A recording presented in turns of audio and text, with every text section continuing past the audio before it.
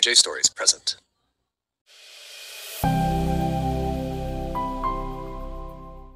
Sa isang perpektong mundo, ang isang bata ay lumalaki sa isang tahanang puno ng pagmamahal, saya, at kasiguruhan, kung saan walang takot sa kinabukasan at walang pangamba sa pagbabago.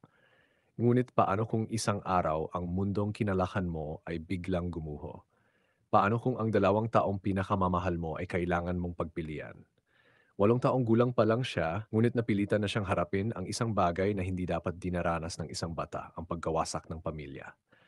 Nakamasid lamang siya, tahimik at walang laban, habang unti-unting bumibitaw ang mga kamay na minsang humawak sa kanya ng mahigpit.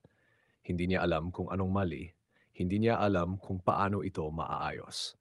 Ang alam lang niya, masakit.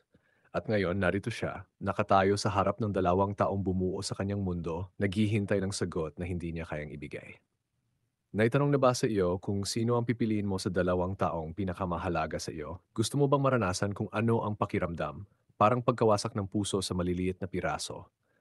8 taong gulang pa lang siya nang magkahiwalay ang kanyang ina at ama. Madalas silang magtalo sa harapan niya habang tahimik lang siyang nakikinig sa kanilang pag-away. Magpapanggap ka pa rin ba? Umamin ka na riyo? Narinig ang boses ng isang babae sa loob ng maliit na bahay kung saan nag-away ang mag-asawa habang isang batang lalaki ang nakatayo sa harapan nila. Ano bang sinasabi mo riyan? Ilang ulit ko bang sasabihin sa iyong walang namamagitan sa amin ni Era? Nagmamaang-maangan ka. Galit at hinanakit ang mababakas sa mukha ng babae, ngunit higit pa roon ang kanyang lungkot at sakit. Kamay ng kanyang ina, ngunit agad itong inalis ng babae at sinampal siya ng malakas. Huwag mo akong hawakan, nakakadiri ka. Um, Kita niya sa magagandang mata ng kanyang ina ang lungkot at hapding hindi kayang itago. Ang bawat salitang iyon ay tila punyal na tumatarak sa kanyang dibdib. Mom, Dad, hikbi niya. Please, tama na po. Hindi sila nakinig. Hindi sila tumigil sa pag-aaway. Simula nung gabing iyon, wala nang araw na hindi sila nagtatalo. Ramdam niyang unti-unting nawawasak ang kanyang pamilya. Hindi na magkatabi matulog ang kanyang ina at ama. Madalas nang umalis ang kanyang ama. Hindi na tulad ng dati ang kanilang pamilya. Dati, masaya sila.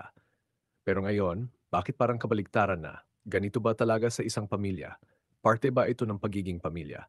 At mga tanong na bumabagabag sa isip niya. Sa murang edad, dapat ay naglalaro lamang siya, ngunit tila isa na siyang binatang sumusuong sa mga problema ng buhay. Anak, kapag nagkaroon ka ng sariling pamilya balang araw, siguraduhin mong hindi ka magiging tulad ng daddy mo at ako, basag ng kanyang ina sa katahimikan habang sila ay kumakain. Silang dalawa lang sa bahay dahil ilang araw nang hindi umuuwi ang kanyang ama. Ano pong ibig niyong sabihin, Mama? Tanong niya.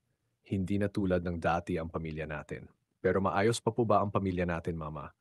Mahirap ayusin kung isa lang ang lumalaban habang ang isa ay sumusuko. Hindi ko po maintindihan, Mama. Ganito na lang, isipin mong ang daddy mo ay isang baso at ako naman ay isang bulaklak. Saglit siyang tumigil. Hinawakan niya ang kanyang kamay at niyakap siya. Matagal nang nasa baso ang bulaklak at habang lumilipas ang panahon, hindi mo napapansin na nagkakaroon na pala ng mga lamat ang baso hanggang sa tuluyan itong mabasag. Sa tingin mo, maayos pa ba ito? Siguro po, mahirap pero posible pa rin, sagot niya. Umiling ang kanyang ina. Tama ka kung maliit lang ang sira. Pero kung tuluyan na nadurog ang baso, imposible na itong ayusin. Kahit anong gawin mong pagsisikap, kung kusa ng bumibitaw ang isang bagay, kailangan mo ng tumigil. Napakalalim ng sinabi ng kanyang ina. Bata pa siya para lubusang maunawaan iyon, pero unti-unti nagsisimula na siyang makaintindi. Kinagabihan, dumating ang kanyang ama. Sobrang saya niya dahil ilang araw niya itong hinintay sa may pintuan, umaasang uwi na ito sa kanila. Ngunit agad napalitan ng lungkot ang kanyang saya nang muling nas masaksihan ang pag-aaway ng kanyang mga magulang. Mami, ano pong ginagawa niyo? Nakita niyang inilalagay ng kanyang ina ang mga damit ng kanyang ama sa isang bag. Noon lang niya, nakita ang kanyang inang umiiyak nang lumapit siya rito. Doon niya napagtantong tuluyan ng magkakahiwalay ang kanyang mga magulang. Hindi niya maunawaan at hindi pa niya kayang iproseso sa isip na hindi na muling maayos ang kanyang pamilya.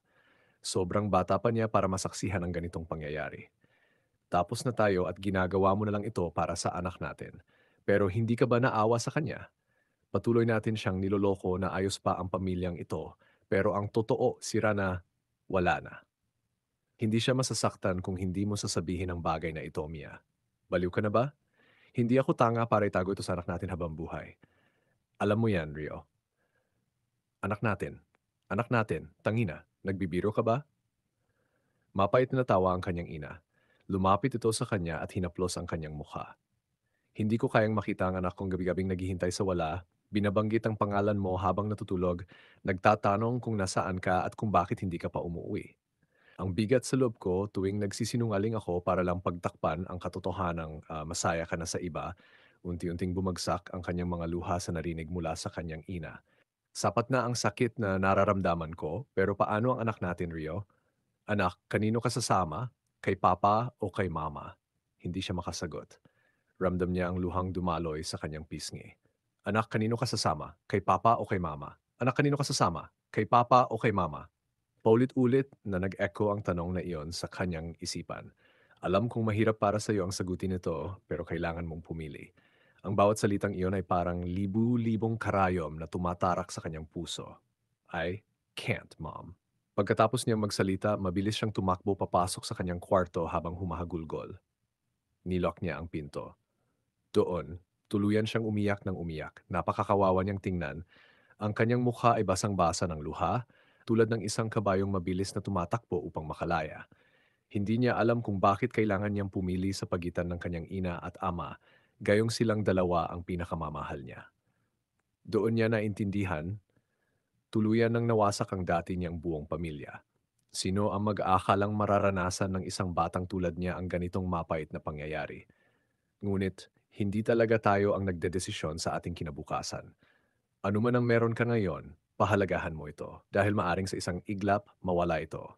Minsan, ang saya mo ngayon ay maaring mapalitan ng lungkot kinabukasan. Diyos ko, alam kong posible ang lahat sa iyo, kaya kung may isang bagay akong nais gawing posible, sana maging maayos muli ang pamilya ko, tulad ng dati. The end.